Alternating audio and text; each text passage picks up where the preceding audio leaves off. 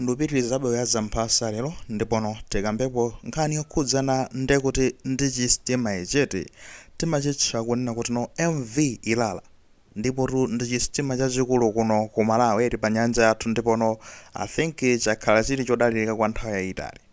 Koma ichi chimagayizi ndi ngozi pachokha. Ichi ndi ngozi pachokha ndithu mmene tichililimo mukangoziona chi MV Ilala ndi ngozi pachokha zimenezozo.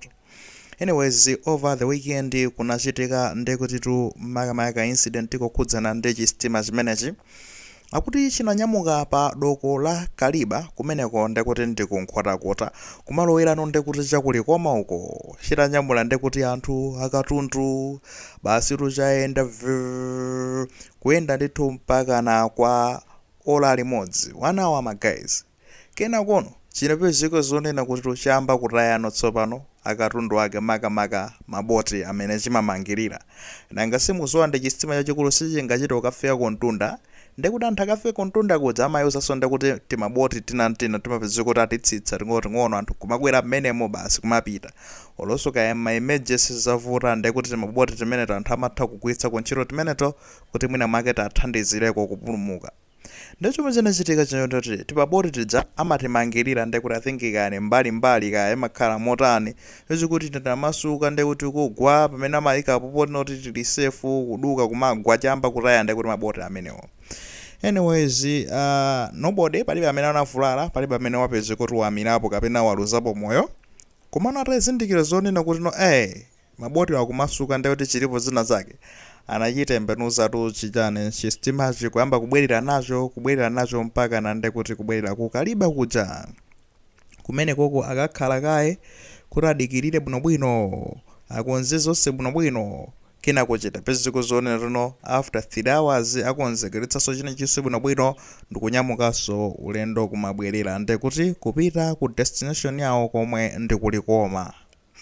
Anyways, sachitika weekend yapitayi eti kumano amakamba zonoti zinali zotino zongodabwisa otino chamba kutaya ndekuti no mabotiwo I think pochipanga nachipaka kuti chizitha kumagwira bwinobwino mabotiwo kuti chamba kutaya mabotiwo so anabwerera meaning kunena kuti nazizonino something is wrong china zake sizili bwino and 3 hours mayana akatenga atabwereraso ndekuti no pa doko la Kaliba ndeti 3 hours zimene naye kuchipanga tseka chichonse chili bwinobwino.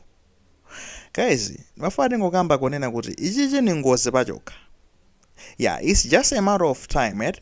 Kungotsala ndithu zingotengera nthawi ikufika ndithu uhiye kuonena kuti no chapanga sinki kapena ena akaluzapo miyoyo uhiye something like that. Osati kunota adzaonota adumphamo kuzilumphira kuziponyera madzi as of head tinavako za incident imene kuti mwina anthu ena akanadumpha kuziponyerako madzi ndikumwalira eti kuti amafuna kuzipha.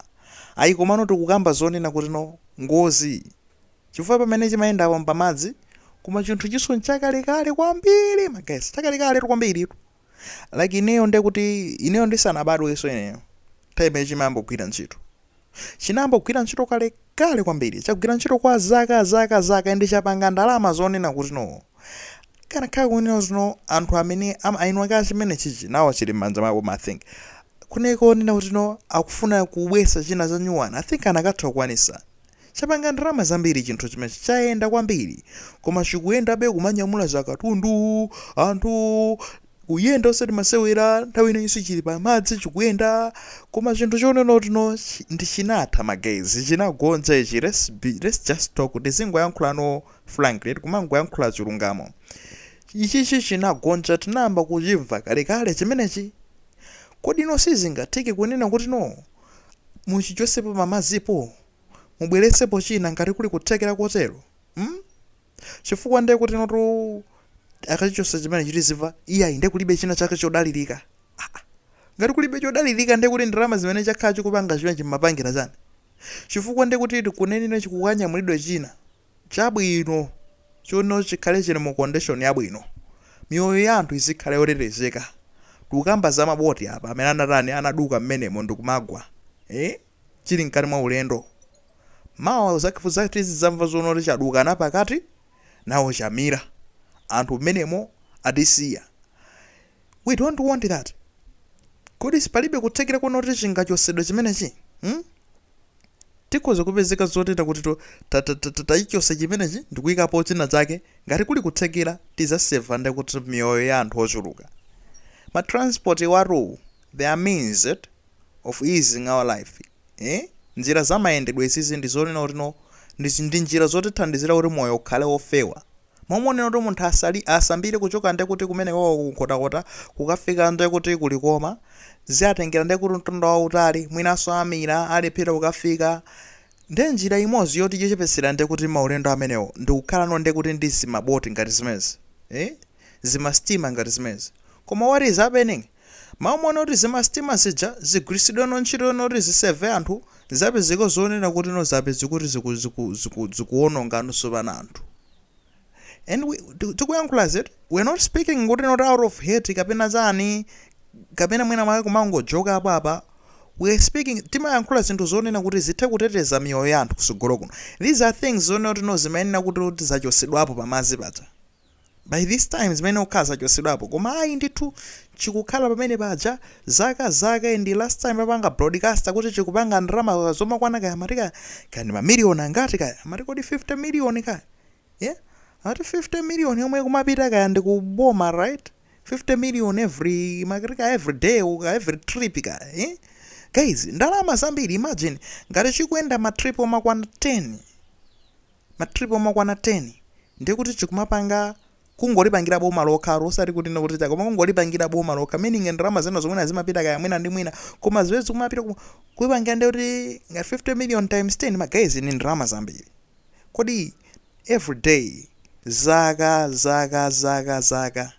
even for 10 years sichikanatha kugula chenzake. We don't know kuti mitengo yake imakhala motani komano we just wanted to raise a concern kunena kuti lero tikuulusa nkhani za botis mawa tingazakhale pano ndikumazaulusa nkhani zonena kuti anthu aluza miyoyo so pano kupewa atu kumakhala bwino kumaposa kuchiza. Kuli zinthu zambiri zomwe ndi zaboma zimagwira ntchito koma ndi zakalekale kwambiri. Ndege zimene za asilikali zina zakalekale zinafika ponoti zikuyenera kukhala maphapha basi. Zikuzoona kuti anthu aluza nazo miyoyo, taluza nazo asilikali. And recently tinaluzapo sonde kuti a vice president muzindege ngati zomwezo zakalekale zomwezo. We're not trying to say kunena kuti chifukwa kuti chinthu chinachi chakalekale ndi anthu analuza miyoyo kafukufuku achitika ndekati akamaliza kafukufuku tisava bwinobwino. Koma we're just trying to say tili ndi zinthu ngati zimenezo zinthu zakalekale kwambiri zoti zinagulidwa nthawi ya kamuzu mpaka na pano anthu akuzigwisa ntchito. Ichi cha MV Ilala ndesi chinagulidwa nthawi ya kamuzu, chinagulidwa even nthawi ya Atsamunda. Guys, nthawi ya Atsamunda kumafika pano mpaka na chinthu chokugwira ntchito.